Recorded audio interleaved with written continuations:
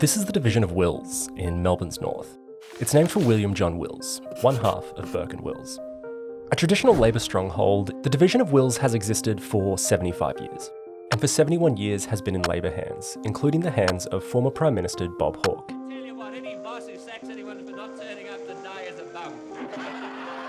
It's part of Labor's heartland, the sort of seat Labor could bank on being returned every election. But Labor's heartlands aren't as bankable as they once were. But one thing we should keep in mind when we're talking about the Albanese government is that it is governing with the narrowest majority for a governing party since Federation. There's absolutely no fat to cut. With the coalition targeting outer metro seats from the right, while the Greens are targeting some of the more inner metro seats from the left, Labor is struggling to find a reliable base. One issue the Greens are targeting Labor on is Gaza.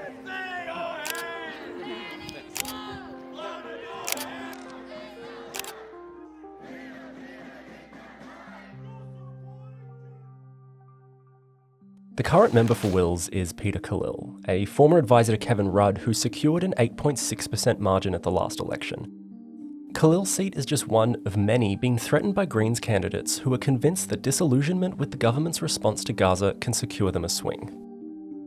While people who identify as Muslim make up 3.2% of Australia's population, and those who identify as Jewish constitute only 0.4%, the concentrations of people of both faiths in a small number of Labor-held electorates means voter perception of how the Albanese government has responded to the war in Gaza could tip the balance in the next parliament.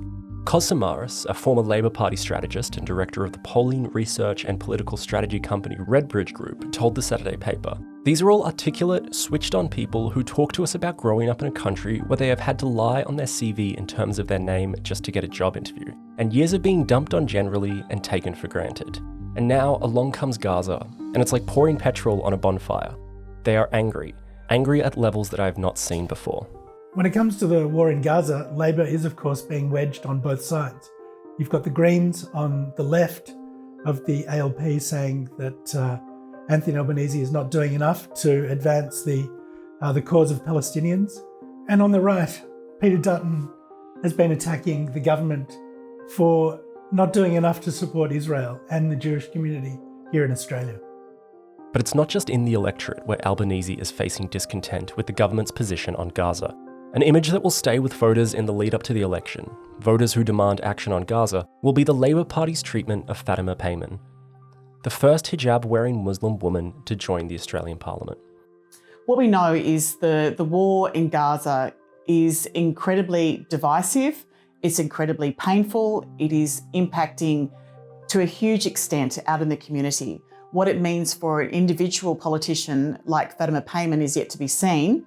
For a Labor person to do this is a huge, big deal. I'm told that, look, if it had happened to any other politician within Labor on any other issue, Fatima Payman would have been immediately expelled from the party when she originally crossed the floor, but the Prime Minister made a significant statement in saying, well, look, there's strength in restraint, and he didn't immediately do that. What's different now with this is the knowledge that she's now been saying that, or admitting that she's been taking advice from election strategists, the so-called preference whisperer, Glenn Drury, and that's changed everything for Labor. She really had to go after that. The Labor Party is incredibly tribal. It's run by very powerful factions, and there are breakdowns within those factions. They run the show. And what it is about Labor is that it is run by the collective. Caucus solidarity is everything, and it is incredibly significant to break away from that particular drive of the collective. It's different compared to, say, the Liberal Party that does allow for people to cross the floor. It doesn't happen very often, but that's very different.